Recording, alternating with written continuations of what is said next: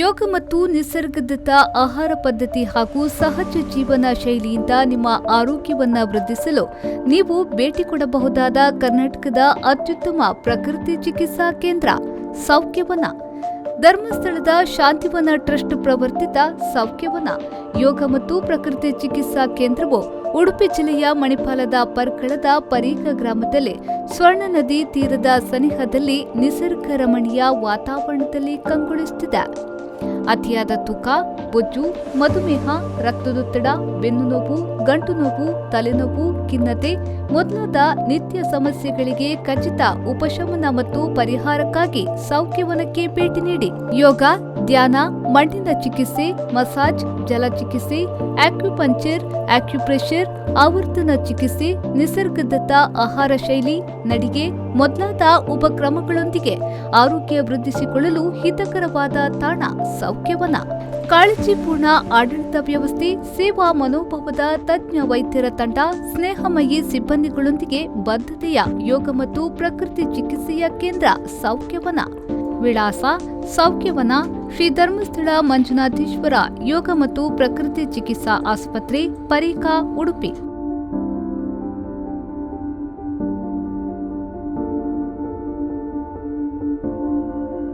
ನಮಸ್ಕಾರ.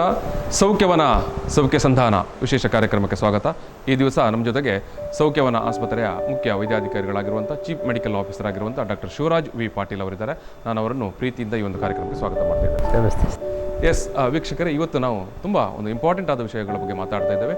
ಅದು ಶಸ್ತ್ರಚಿಕಿತ್ಸೆ ಅಂದರೆ ಸರ್ಜರಿ ಮತ್ತು ದೀರ್ಘಾವಧಿಯ ಔಷಧಿ ಅಂದರೆ ಮೆಡಿಸಿನ್ ಇಲ್ಲದೆ ಒಂದು ನಾವು ಜೀವನವನ್ನು ನಾವು ಯಾವ ರೀತಿ ರೂಪಿಸ್ಕೊಳ್ಬೋದು ಮತ್ತು ಯಾವ ರೀತಿಯಾಗಿ ಆರೋಗ್ಯದಿಂದ ಇರಬಹುದು, ಅಂದರೆ ಒಂದು ಲಾಂಗ್ ಟರ್ಮ್ ಮೆಡಿಸಿನ್ ಮತ್ತು ಯಾವುದೇ ರೀತಿಯ ಸರ್ಜರಿ ಇಲ್ಲದೆ ಒಂದು ಆರೋಗ್ಯವನ್ನು ಕಾಪಾಡುವ ಬಗೆ ಹೇಗೆ ಅನ್ನೋ ಬಗ್ಗೆ ಇವತ್ತು ಈ ಒಂದು ಯೋಗ ಮತ್ತು ಪ್ರಕೃತಿ ಚಿಕಿತ್ಸೆಯ ಹಿನ್ನೆಲೆಯಲ್ಲಿ ಡಾಕ್ಟರ್ ಶಿವರಾಜ್ ವಿ ಪಾಟೀಲ್ ಅವರು ನಮಗೆ ಮಾಹಿತಿ ನೀಡಲಿಕ್ಕಿದ್ದಾರೆ. ಸರ್, ಈಗ ಸಾಮಾನ್ಯವಾಗಿ ಯಾವುದೇ ಒಂದು ಕಾಯಿಲೆ ಅಥವಾ ರೋಗ ಅಥವಾ ಇನ್ನೊಂದು ಸಂದರ್ಭ ಬಂದಾಗ ಅದಕ್ಕೆ ಸರ್ಜರಿ ಆಗಬೇಕಿತ್ತಂತೆ ಅಂತಲೇ ಸಾಮಾನ್ಯವಾಗಿ ಮಾತನಾಡುವಂಥದ್ದು ಒಂದು. ಜೊತೆಗೆ ಯಾರನ್ನೇ ನೀವು ಮಾತಾಡಿಸಿದ್ರು ಕೂಡ ನಾನು ಅದಕ್ಕೆ ಸರ್ಜರಿ ಮಾಡಿಸ್ಕೊಂಡೆ, ಇದಕ್ಕೆ ಸರ್ಜರಿ ಮಾಡಿಕೊಂಡೆ ಅಂತಲೇ ಹೇಳ್ತಾರೆ. ಈಗ ಯೋಗ ಮತ್ತು ಪ್ರಕೃತಿ ಚಿಕಿತ್ಸೆಯ ಆಸ್ಪತ್ರೆಯ ಒಬ್ಬ ಹಿರಿಯ ವೈದ್ಯರಾಗಿ ನಾನು ನಿಮ್ಮ ಹತ್ರ ಕೇಳುವಂಥದ್ದು, ನೀವು ನಿಮ್ಮಲ್ಲಿ ಚಿಕಿತ್ಸೆ ಬಗ್ಗೆನೇ ನೀವು ಮಾತಾಡೋಲ್ಲ, ಮೆಡಿಸಿನ್ ಬಗ್ಗೆನೇ ಮಾತಾಡೋಲ್ಲ, ಏನಿದು, ಏನು ವಿಚಾರ, ಏನು ವಿಷಯ? ಇದು ಯಾವ ಥರ ಆದರೆ, ನಾವು ನಮ್ಮ ದೈನಂದಿನ ಜೀವನದಲ್ಲಿ ನಾವು ಮಾಡುವ ಕಾರ್ಯದ ಬಗ್ಗೆ ನಾವು ಮಾತನಾಡೋದಿಲ್ಲ, ಆದರೆ ನಾವು ಮಾಡುವ ಕಾರ್ಯದಿಂದ ಮಾನವೀಯತೆ ಹೊರಹೊಮ್ಮುತ್ತೆ. ಹಾಗೆ ಈ ನಮ್ಮ ಚಿಕಿತ್ಸಾ ಪದ್ಧತಿ, ಈ ಒಂದು ಔಷಧಿ ಇಲ್ಲದ ಔಷಧಿ ಶಾಸ್ತ್ರ, ಯಾಕಂದರೆ ನಾವು ಮೂಲತಃ ನಾವು ಮರೆತು ಹೋಗಿದ್ದೇವೆ. ಔಷಧಿ ಮತ್ತು ಧ್ಯಾನ, meditation and medicine they have come from the same origin.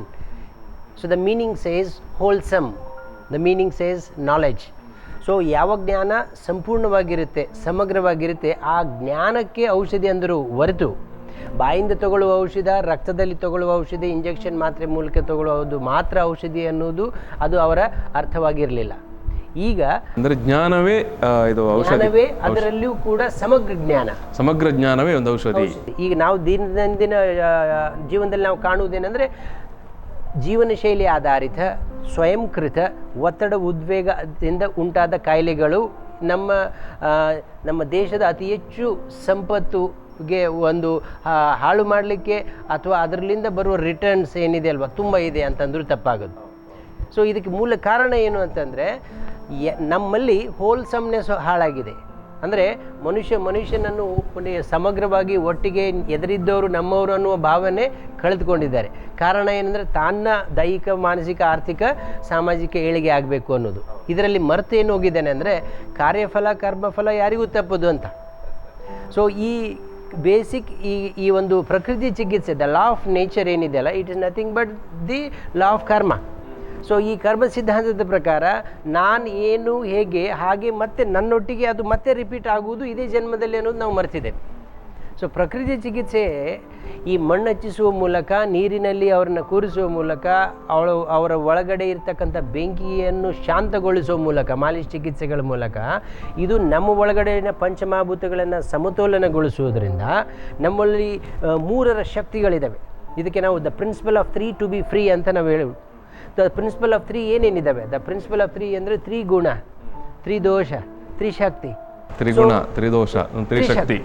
So ಅದೇ ಥರ 3 ಉಷ್ಣ, that is cold, hot and neutral. So ಅದೇ ಥರ ಮನಸ್ಸು, ಬುದ್ಧಿ ಮತ್ತು ಸಂಸ್ಕಾರ, ಬುದ್ಧಿ ಮತ್ತು ಸಂಸ್ಕಾರ. ಈ ಥರ ಈ ಏನು 3ರ ಈ ಶಕ್ತಿ, ಇದಕ್ಕೆ ನಾವು ತ್ರಿಶೂಲ್ ಎಫೆಕ್ಟ್ ಅಂತ ಹೇಳೋದು. ಸೊ ಅದಕ್ಕೆ ನಾವು ಟ್ರಯಾಂಗಲ್ ಪೋಶ್ಚರ್, ಟ್ರಯಾಂಗುಲರ್ ಆಸನ ಅಂತ ನಾವೇನು ಹೇಳ್ತೀವಿ. ಈವನ್ ಆ ಟ್ರಯಾಂಗುಲರ್ ಆಸನ ಮಾಡುವಾಗ ಕೂಡ ನಮ್ಮ ವಾತ, ಪಿತ್ತ, ಕಫ, ಸತ್ವರಜೋತ್ತಮ ಗುಣಗಳು, ಆಹಾರ ವಿಹಾರ ವಿಚಾರಗಳು ಇವುಗಳಲ್ಲಿ ಸಮತೋಲನತೆ ಬರುವುದು. ಯಾವುದರಿಂದ? ಪಂಚಮಹಾಭೂತ ಸಿದ್ಧಾಂತ ಚಿಕಿತ್ಸೆಗಳಿಂದ. ಇನ್ನು ತೈತ್ರಿಯ ಉಪನಿಷತ್ತದ ಪಂಚಕೋಶ ಥಿಯರಿಯಿಂದ ನಾನು ಅಂದರೆ ಒಂದಲ್ಲ, ನಾನಂದರೆ 5, ನನ್ನ ಅಸ್ತಿತ್ವ ಅಂದರೆ ಏನೇನು ಅಂದರೆ ದೇಹ, ಶ್ವಾಸ, ಮನೋವೃತ್ತಿ, ಅರಿವು. ಕಾಯಿಲೆ ಇವು 5ರಲ್ಲಿದ್ದಾವೆ. ನಾನು ಕೇವಲ ದೇಹಕ್ಕೆ ಚಿಕಿತ್ಸೆ, ವ್ಯಾಯಾಮ, ಪತ್ತೆ ಮಾಡಿದರೆ ಇವರು 4. ಸೊ ಇದು ಪಿರಮಿಡಲ್ಲಿರ್ತಕ್ಕಂಥ ಈ 25% ಮಾತ್ರ ದೇಹ, ಉಳ್ಕಿದ್ದು ಒಳಗಡೆ ಇರುವುದು ಇದಕ್ಕೆ ಕನೆಕ್ಟರ್ ಆಗಿರುವ ಶ್ವಾಸ, ಮನೋವೃತ್ತಿ ಮತ್ತು ಅರಿವು. ಸೊ ಇವೆಲ್ಲವುಗಳಲ್ಲಿ ಸಮತೋಲನತೆ ತರುವ ಚಿಕಿತ್ಸೆ ಪ್ರಕೃತಿ ಚಿಕಿತ್ಸೆ. ಸೊ ಇಲ್ಲಿ ಯಾವ ಥರದ ಜನರಿಗೆ ನಾವು ಪೋಸ್ಟ್ಪಾಂಡ್ ಮಾಡ್ಬೋದು ಚಿಕಿತ್ಸೆಗಳನ್ನು ಅಂದರೆ ಶಸ್ತ್ರಚಿಕಿತ್ಸೆಗಳನ್ನು? ಮೇಲಿಂದ ಹೋಗೋಣ, ಮೇಲಿಂದ ಪ್ರಾರಂಭಿಸೋಣ. ಸೊ ಮೇಲಿಂದ ಬಂದಿದೆ ಆದರೆ ಕಣ್ಣಿಗೆ ಸಂಬಂಧಪಟ್ಟವ ಏನು ಶಸ್ತ್ರಚಿಕಿತ್ಸೆಗಳು, ಇನ್ಫೆಕ್ಷನ್ ಮತ್ತು ಇಂಜುರಿ ಬಿಟ್ಟು ಬೇರೆ ಯಾವುದಾದ್ರೂ ಚಿಕಿತ್ಸೆಗಳಿದ್ದರೆ, ಅಂದರೆ ನಾವು ಈ ಚಿಕಿತ್ಸಾ ಪದ್ಧತಿಯನ್ನು ಅಳವಡಿಸ್ಕೊಂಡ್ರೆ ಸಿದ್ಧಾಂತ ನಮಗೆ ಕಣ್ಣಿನ ಪರೆ ತುಂಬ ಲೇಟಾಗಿ ಬರ್ಬೋದು. ಆ ಶಾರ್ಟ್ ಡಿಸ್ಟೆನ್ಸ್ ಮತ್ತು ಫಾರ್ ಡಿಸ್ಟೆನ್ಸ್ದ ಕಾಯಿಲೆ ಬರದೇ ಇರ್ಬೋದು, ನಮಗೆ ಕನ್ನಡಕ ಅವಶ್ಯಕತೆ ಇರ್ಬೋದು, ರೈಟ್, ಇರದೇ ಇರ್ಬೋದು.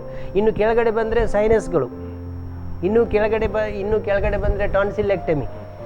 ಸೊ ಇಲ್ಲಿಂದ ಇನ್ನೂ ಕೆಳಗಡೆ ಹೋದರೆ ಎಲ್ಲೆಲ್ಲಿ ಅಂಗಾಂಗಗಳಿದ್ದಾವೆ, ಎಲ್ಲೆಲ್ಲಿ ಜಂಕ್ಷನ್ಸ್ ಇದ್ದಾವೆ ಅಲ್ಲೆಲ್ಲವೂ ಸರ್ಜರಿ ಮಾಡ್ಬೋದು. ಸೊ ಎಲ್ಲೆಲ್ಲಿ ಉರಿ ಪ್ಲಸ್ ಊತ ಇರ್ತದೆ, ಅಂದರೆ ಉರಿ ಊತ ಅಂದರೆ ಇನ್ಫ್ಲಮೇಷನ್. ಸೊ 101 ಕಾಯಿಲೆಗೂ ಮೂಲ ಕಾರಣ ದೈಹಿಕ ಮಾನಸಿಕ ಉರಿ ಊತ. ಸೊ ಈ ವಾತ, ಪಿತ್ತ, ಕಫ ಬ್ಯಾಲೆನ್ಸ್ ಆದರೆ ನಮ್ಮಲ್ಲಿ ಈ ಉರಿ ಪ್ಲಸ್ ಊತ ಉಂಟಾಗುವುದೇ ಇಲ್ಲ. ಆಗ ಉರಿ ಊತ ಇಲ್ಲದಿದ್ದರೆ ಅಲ್ಲಿ ಹೆಚ್ಚಿನ ಏನು ರಸಗಳ ಸ್ರವಿಸುವಿಕೆ ಉಂಟಾಗುವುದೇ ಇಲ್ಲ. ಆಗಿದ್ದಿದ್ದೇ ಆದರೆ ಒಳಗಡೆ ಏನು ವೇರ್ ಆ್ಯಂಡ್ ಟೇರ್ ತುಂಬ ನಿಧಾನ ಆಗ್ತದೆ. ಈ ವೇರ್ ಆ್ಯಂಡ್ ಟೇರ್ ನಿಧಾನ ಆದರೆ ಅದು ಕೀಲು ಅಥವಾ ಒಳಗಡೆ ಇರುವ ಅಂಗ ಅಥವಾ ಅಂಗದ ಮಧ್ಯದಲ್ಲಿರುವ ಜಂಕ್ಷನ್, ಇಲ್ಲಿ ಯಾವುದೇ ಶಸ್ತ್ರಚಿಕಿತ್ಸೆ ಅವಶ್ಯಕತೆ ಬೀಳುವುದಿಲ್ಲ. ಆದರೆ most of the surgeries from sinusitis to plantar fasciitis, ಕಾಲ್ಗಲ್ಲೇ ಆಗ್ತಕ್ಕಂಥ ಇಮ್ಮಡಿ ನೋವು, ಇವೆಲ್ಲದರಲ್ಲೂ ಆಗೋದು ಐಟಿಸ್ ಅಂದರೆ ಇನ್ಫ್ಲಮೇಷನ್, ಉರಿ ಊತ. So this is because we are more acidic then what is needed. So ಪ್ರಕೃತಿ ಚಿಕಿತ್ಸೆ ಕಲಿಸುವುದು, ಮಾಡಿಸುವುದು, ಉಣಿಸುವುದೇನೆಂದರೆ ನೀನು ನಿನ್ನ ಒಳಗಡೆ ಇರೋ ವಾತ, ಪಿತ್ತ, ಕಫ, ರೈಟ್, ಅಥವಾ ನಿಮ್ಮ ಫ್ಲೆಮ್, ನಿಮ್ಮ ಎಕ್ಸಸ್ ಆ್ಯಸಿಡ್ ಸೆಕ್ರೀಷನ್ ಮತ್ತು ಅದರಿಂದ ಉಂಟಾಗುವ ಹೆವಿನೆಸ್, ಇವನ್ನೇ ನೀವು ಕಡ್ದಿಟ್ಕೊಂಡ್ರೆ ನಿನಗೆ ಅಲ್ಲಿ ಎಲ್ಲಿಯೂ ಉರಿಯೂತ ಆಗೋದು. ಎಲ್ಲಿ ಉರಿಯೂತ ಆಗೋದಿಲ್ಲ ಅಲ್ಲಿ ಅದು ಕೀಲಿರ್ಬೋದು, ನಮ್ಮ ಸೈನಸ್ ಇರ್ಬೋದು, ಅಲ್ಲಿ ಎಲ್ಲಿಯೂ ಚಿಕಿತ್ಸೆ ಅಂದರೆ ಯಾವುದೇ ಆರೋಗ್ಯದ ಸಮಸ್ಯೆನೇ ಬರೋದಿಲ್ಲ, ಶಸ್ತ್ರಚಿಕಿತ್ಸೆ ಅವಶ್ಯಕತೆ ಇರುವುದೇ ಇಲ್ಲ. ಅದೇ ರೀತಿ ಇನ್ನೊಂದು ಥರದ ಉರಿಯೂತದಿಂದ ಉಂಟಾಗುವ ತೊಂದರೆಗಳಂದರೆ ಈ ಗಾಲ್ ಸ್ಟೋನ್ಸ್ ಉಂಟಾಗೋದು ಮತ್ತು renal stones, kidney stones.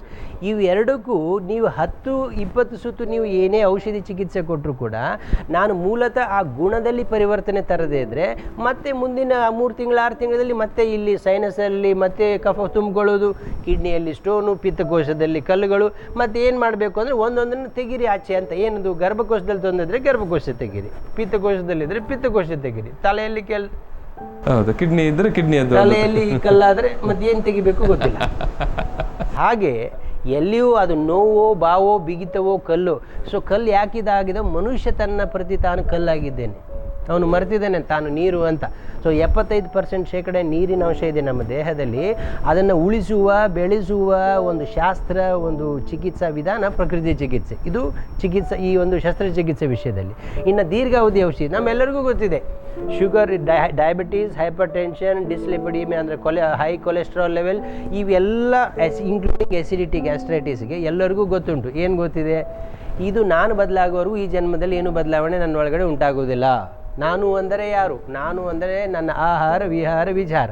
So ಈ 3 ಮತ್ತೆ ದ ಪ್ರಿನ್ಸಿಪಲ್ ಆಫ್ 3 ರೈಟ್. ಈ ಆಹಾರ ವಿಹಾರ ವಿಚಾರಗಳು ಬದಲಾವಣೆ ಆಗಿದ್ದೇ ಆದರೆ ಅದು ಕಾರ್ಯಾಚರಣೆಯಲ್ಲಿ ಬಂದಿದ್ದೆ ಆದರೆ, ಅದು ನನ್ನ ಸಂಸ್ಕಾರ ಆಗಿದ್ದೆ ಆದರೆ ನನಗೆ ಹೊರಗಡೆಯಿಂದ ಔಷಧಿ ಬೇಕಿಲ್ಲ. ನಾನು ಪ್ರಾರಂಭದಲ್ಲಿ ಕೂಡ ಹೇಳಿದ್ದೇನೆ, ನಾನು ತಿನ್ನುವ ಆಹಾರ ಮತ್ತು ನನ್ನ ಮನೋದೈಹಿಕ ಸಮತೋಲನ ಚಟುವಟಿಕೆ ಇವು ಮಾತ್ರ ನಮ್ಮನ್ನು ಈ ಒಂದು ಯಾವುದೇ ದೀರ್ಘಾವಧಿ ಶಸ್ತ್ರಚಿಕಿತ್ಸೆ ಅಥವಾ ದೀರ್ಘ ಔಷಧಿ ರಹಿತ ಜೀವನ ಮಾಡಲಿಕ್ಕೆ ಈ ನಮ್ಮ ಪ್ರಕೃತಿ ಚಿಕಿತ್ಸೆ ನಿಯಮ ಸಿದ್ಧಾಂತಗಳು ಭದ್ರ ಬುನಾದಿಯಾಗಲು ಸಾಧ್ಯ. ಎಸ್, ಈಗ ನೀವು ಸೌಖ್ಯವನದಲ್ಲಿ ಬಂದಂಥ ಈಗ ನೀವು ನೂರಾರು ಈ ರೀತಿಯ ಸಾಧಕರನ್ನು ನೋಡಿರ್ತೀರಿ. ಸೊ ಅವರಿಗೆ ನೀವು ಇದನ್ನು ಯಾವ ರೀತಿ ಕನ್ವಿನ್ಸ್ ಮಾಡಲಿಕ್ಕೆ ಪ್ರಯತ್ನ ಮಾಡ್ತೀರಿ? ಈ ವಿಷಯವನ್ನು ಇಲ್ಲಿವರೆಗೆ ನಾನು ಹೇಳಿದ್ದೇನೆ, ಈ ವಿಷಯನ ತಿಳಿಸ್ಲಿಕ್ಕೆ ಪ್ರಯತ್ನ ಮಾಡೋದು, ನಾವು ಅರ್ಥೈಸ್ಲಿಕ್ಕೆ ಪ್ರಯತ್ನ ಮಾಡೋದು. ಆಮೇಲೆ ನಮ್ಮಲ್ಲಿ ಸುಮಾರು ಜನ ಥೈರಾಯ್ಡ್ ಡಿಸಾರ್ಡರ್ಸ್ ಇದ್ದದ್ದು, ಡಯಾಬಿಟೀಸ್ ಇದ್ದವರು, ಅವರೇ ವೈದ್ಯರಿಂದ ಸೂಕ್ತ ನಿರ್ದಿಷ್ಟಿತ ವೈದ್ಯರಿಂದ ಸ್ಪೆಷಲಿಸ್ಟ್ಲಿಂದ ನಾವು ಅವರೇ ಕೈಯಲ್ಲೇ ನಾವು ಔಷಧಿನ ಟೇಪರ್ ಮಾಡಿಸೋದು. ನಾವು ಆ ಋಣದಲ್ಲಿ ಬೀಳುವುದಿಲ್ಲ. ಸೊ ಹೀಗಾಗಿ ನಾವು ಅವರ ವ್ಯಕ್ತಿತ್ವ ಪರಿವರ್ತನೆ ಮಾಡೋದ್ರಿಂದ ಅವ್ರಿಗೆ ಅರ್ಥ ಆಗುತ್ತೆ, ಓಹೋ ಇಲ್ಲಿ ನಾನು ಬದಲಾಗಬೇಕಾಗಿದೆ, ಡಾಕ್ಟ್ರು ಔಷಧಿ ಬದಲಾಗೋ ಅವಶ್ಯಕತೆ ಇಲ್ಲ. ಸೊ ಆಗ we say the surgery of mind can prevent the surgery of the body. So ಅದಕ್ಕೆ ನಾವು ಏನು ಹೇಳೋದು, ಪ್ರತಿಯಾಮ್ಲ ಮನಪರಿವರ್ತನೆ, ಮನೋವೃತ್ತಿಯ ಪರಿವರ್ತನೆ, ಅರಿವಿನಲ್ಲಿ ವ್ಯತ್ಯಾಸ. ಸೊ ಅದಕ್ಕೆ ಹೇಳೋದು, an alkaline mind can only create an alkaline body and an alkaline body can only create an alkaline mind. So ಪ್ರತಿಯಾಮ್ಲ ಸ್ಥಿತಿ ರಕ್ತದಲ್ಲಿದ್ದರೆ ಮನಸ್ಸಿಗೆ ಅದು ಹಬ್ಬುವುದು, ಮನಸ್ಸಿನಲ್ಲಿದ್ದರೆ ಅದು ರಕ್ತಕ್ಕೆ ಹಬ್ಬುವುದು. ಹೀಗಾಗಿ ash gourd juice, bitter gourd juice ಇಲ್ಲಿ ಕುಡಿದ್ರೆ ಸಾಲದು, ಇಲ್ಲಿಂದ ಹಾಕಬೇಕು. ನಮ್ಮ ಮನಸ್ಸಿನಲ್ಲಿ ಬದಲಾವಣೆ ಪರಿವರ್ತನೆಗಳು ಆಗಬೇಕು, ಜೀವನ ಶೈಲಿಯಲ್ಲಿ ಪರಿವರ್ತನೆ ಆಗಬೇಕು, ಜೀವನ ಶೈಲಿಯಲ್ಲಿ ಒಂದು ಏನು ಬದ್ಧತೆ ಸ್ಪಂದನೆ ಹೆಚ್ಚಾಗಬೇಕು. ಸ್ವಸ್ಪಂದನೆ ಅಂತ ಹೇಳೋದು ನಾವು ಪ್ರಕೃತಿ ಚಿಕಿತ್ಸೆಗೆ. ಸ್ವ ಅಧ್ಯಾಯ ಮತ್ತು ಸ್ವಸ್ಪಂದನೆ, ನನ್ನೊಟ್ಟಿಗೆ, ನನ್ನಿಂದ, ನನಗೋಸ್ಕರ, ನನಗಾಗಿಯೇ ಪ್ಲಸ್ ನನ್ನಿಂದಲೇ, ಇದು ಮರಳಿ ಪ್ರಕೃತಿಗೆ ಎಂದು ಅರ್ಥ. ಡಾಕ್ಟರ್ ಎಸ್, ಅದ್ಭುತವಾದಂಥ ಪರಿಕಲ್ಪನೆ. ಈ ರೀತಿಯ ಒಂದು ಪರಿಕಲ್ಪನೆಯನ್ನು ನಾವು ನಮ್ಮ ಬದುಕಿನಲ್ಲಿ ಅಳವಡಿಸಿಕೊಂಡ್ರೆ ಖಂಡಿತವಾಗಿಯೂ ಕೂಡ ಯಾವುದೇ ಸರ್ಜರಿ ಅಂದರೆ ಶಸ್ತ್ರಚಿಕಿತ್ಸೆ ಇಲ್ಲದ ಮತ್ತು ದೂರಗಾಮಿ ಅಥವಾ ಏನು ದೀರ್ಘಕಾಲ ನಾವು ಪಡೆದುಕೊಳ್ಳುವಂಥ ಔಷಧಿಯನ್ನು ಪಡೆದುಕೊಳ್ಳಬೇಕಾದಂಥ ಒಂದು ಪರಿಸ್ಥಿತಿಯೇ ಇಲ್ಲದೆ ನಾವು ಒಳ್ಳೆಯ ರೀತಿಯ ಮತ್ತು ತುಂಬ ಸಹಜವಾಗಿ ಬದುಕಬಹುದು, ಸಹಜವಾಗಿ ಆರೋಗ್ಯವನ್ನು ಕಾಪಾಡಿಕೊಳ್ಳಬಹುದು ಅನ್ನೋದನ್ನು ಡಾಕ್ಟರ್ ಶಿವರಾಜ್ ಪಾಟೀಲ್ ಅವರು ತುಂಬ ವರ್ಣಮಯವಾಗಿ ಮತ್ತು ತುಂಬ ಕಾಳಜಿಯಿಂದ ಮತ್ತು ತುಂಬ ಮನಮುಟ್ಟುವ ರೀತಿಯಲ್ಲಿ ಹೇಳಿದ್ದಾರೆ. ಅದಕ್ಕಾಗಿ ನಾನು ಸಮಸ್ತ ನಿಮ್ಮ ವೀಕ್ಷಕರ ಪರವಾಗಿ ಪ್ರೀತಿಯಿಂದ ಧನ್ಯವಾದ ಸಮರ್ಪಣೆ ಮಾಡ್ತಿದ್ದೇನೆ ಸರ್. ಎಸ್, ಇದು ಸೌಖ್ಯ ಸಂಧಾನ ಕಾರ್ಯಕ್ರಮದ ಒಂದು ಇವತ್ತಿನ ವಿಶೇಷ. ಈ ಒಂದು ಸಂವಾದವನ್ನು ಇಲ್ಲಿಗೆ ಸಮಾಪನ ಮಾಡ್ತಾ ಇದ್ದೇನೆ. ನಮಸ್ಕಾರ. ನನ್ನ ಹೆಸರು ಶಿಲ್ಪಾ ಅಂತ, ಇವರು ಅಭಿಜಿತ್ತು, ನನ್ನ ಮಗ ಅಥರ್ವ. ನಾವು ಬಂದಿರೋದು ಬ್ಯಾಂಗ್ಳೂರಿಂದ. ಲಾಸ್ಟ್ ಸ್ಯಾಟರ್ಡೇ ಬಂದ್ವಿ, ಚೆಕ್ ಇನ್ ಆದ್ವಿ, ಆ್ಯಂಡ್ ಇವತ್ತಿಗೆ 8 days ಆಯಿತು. ಆಮೇಲೆ ಬಂದಿದ್ದು ಮೇನ್ ರೀಸನ್ ಅಂದರೆ just for the relaxation and weight loss if possible, ಅದಕ್ಕೋಸ್ಕರ ಬಂದಿದ್ದು. ಆಮೇಲೆ ಇಲ್ಲಿ ವಾತಾವರಣ ತುಂಬ ಚೆನ್ನಾಗಿದೆ. Doctors are very supportive and ಸ್ಟಾಫ್ನೂ ಅಷ್ಟೇ ತುಂಬ ಸಪೋರ್ಟಿವ್ ಆಗಿದ್ದಾರೆ. ನಮಗೇನು ಪ್ರಾಬ್ಲಮ್ ಇದೆ ನಮ್ಮದು ಅಂದರೆ ವೈದ್ಯಕೀಯದ್ದು ನೋಡಿಕೊಂಡು, ಕೊಲೆಸ್ಟ್ರಾಲ್ ಇದೆಯಾ ಅಥವಾ ಥೈರಾಯ್ಡ್ ಇದೆಯಾ, BP ಇದೆಯಾ ನೋಡಿಕೊಂಡು ಅದಕ್ಕೆ ಸರಿಯಾಗಿರುವಂತಹ ಮೆಥಡ್ ಹೇಳ್ತಾರೆ. ಇವಾಗ ಡೈನಾಮಿಕ್ ಯೋಗ ಮಾಡಬೇಕಾ ಇಲ್ವಾ ನಾರ್ಮಲ್ ಜನರಿಗೆ ಯೋಗ ಮಾಡಬೇಕಾ, ಆ ಥರ ಎಲ್ಲ ನಮಗೆ case to case basis suggest ಮಾಡ್ತಾರೆ. ನಾವು ಅದನ್ನು ಮಾಡಿದ್ರಾಯಿತು. ಸೊ ಟೋಟಲಿ 1 ವಾರ ತುಂಬಾ ಚೆನ್ನಾಗಿತ್ತು. ನಮ್ಮ ಊರಿಂದ ಅವೇ ಇದ್ದು ಇಲ್ಲಿ ನೈಸರ್ಗಿಕ ವಾತಾವರಣದಲ್ಲಿ ಇದ್ಬಿಟ್ಟು ಮಾಡಿದ್ದು ನಮಗೆ 3 ಜನಕ್ಕೂ ತುಂಬ ಖುಷಿಯಾಗಿದೆ. ಯೋಗ ಮತ್ತು ನಿಸರ್ಗದತ್ತ ಆಹಾರ ಪದ್ಧತಿ ಹಾಗೂ ಸಹಜ ಜೀವನ ಶೈಲಿಯಿಂದ ನಿಮ್ಮ ಆರೋಗ್ಯವನ್ನ ವೃದ್ಧಿಸಲು ನೀವು ಭೇಟಿ ಕೊಡಬಹುದಾದ ಕರ್ನಾಟಕದ ಅತ್ಯುತ್ತಮ ಪ್ರಕೃತಿ ಚಿಕಿತ್ಸಾ ಕೇಂದ್ರ ಸೌಖ್ಯವನ. ಧರ್ಮಸ್ಥಳದ ಶಾಂತಿವನ ಟ್ರಸ್ಟ್ ಪ್ರವರ್ತಿತ ಸೌಖ್ಯವನ ಯೋಗ ಮತ್ತು ಪ್ರಕೃತಿ ಚಿಕಿತ್ಸಾ ಕೇಂದ್ರವು ಉಡುಪಿ ಜಿಲ್ಲೆಯ ಮಣಿಪಾಲದ ಪರ್ಕಳದ ಪರೀಕ ಗ್ರಾಮದಲ್ಲಿ ಸ್ವರ್ಣ ನದಿ ತೀರದ ಸನಿಹದಲ್ಲಿ ನಿಸರ್ಗ ರಮಣೀಯ ವಾತಾವರಣದಲ್ಲಿ ಕಂಗೊಳಿಸುತ್ತಿದೆ. ಅತಿಯಾದ ತೂಕ, ಬೊಜ್ಜು, ಮಧುಮೇಹ, ರಕ್ತದೊತ್ತಡ, ಬೆನ್ನು ನೋವು, ಗಂಟು ನೋವು, ತಲೆನೋವು, ಖಿನ್ನತೆ ಮೊದಲಾದ ನಿತ್ಯ ಸಮಸ್ಯೆಗಳಿಗೆ ಖಚಿತ ಉಪಶಮನ ಮತ್ತು ಪರಿಹಾರಕ್ಕಾಗಿ ಸೌಖ್ಯವನಕ್ಕೆ ಭೇಟಿ ನೀಡಿ. ಯೋಗ, ಧ್ಯಾನ, ಮಣ್ಣಿನ ಚಿಕಿತ್ಸೆ, ಮಸಾಜ್, ಜಲ ಚಿಕಿತ್ಸೆ, ಆಕ್ಯುಪಂಕ್ಚರ್, ಆಕ್ಯುಪ್ರೆಷರ್, ಆವರ್ತನ ಚಿಕಿತ್ಸೆ, ನಿಸರ್ಗದತ್ತ ಆಹಾರ ಶೈಲಿ, ನಡಿಗೆ ಮೊದಲಾದ ಉಪಕ್ರಮಗಳೊಂದಿಗೆ ಆರೋಗ್ಯ ವೃದ್ಧಿಸಿಕೊಳ್ಳಲು ಹಿತಕರವಾದ ತಾಣ ಸೌಖ್ಯವನ. ಕಾಳಜಿಪೂರ್ಣ ಆಡಳಿತ ವ್ಯವಸ್ಥೆ, ಸೇವಾ ಮನೋಭಾವದ ತಜ್ಞ ವೈದ್ಯರ ತಂಡ, ಸ್ನೇಹಮಯಿ ಸಿಬ್ಬಂದಿಗಳೊಂದಿಗೆ ಬದ್ಧತೆಯ ಯೋಗ ಮತ್ತು ಪ್ರಕೃತಿ ಚಿಕಿತ್ಸೆಯ ಕೇಂದ್ರ ಸೌಖ್ಯವನ. ವಿಳಾಸ: ಸೌಖ್ಯವನ, ಶ್ರೀ ಧರ್ಮಸ್ಥಳ ಮಂಜುನಾಥೇಶ್ವರ ಯೋಗ ಮತ್ತು ಪ್ರಕೃತಿ ಚಿಕಿತ್ಸಾ ಆಸ್ಪತ್ರೆ, ಪರಿಕಾ, ಉಡುಪಿ.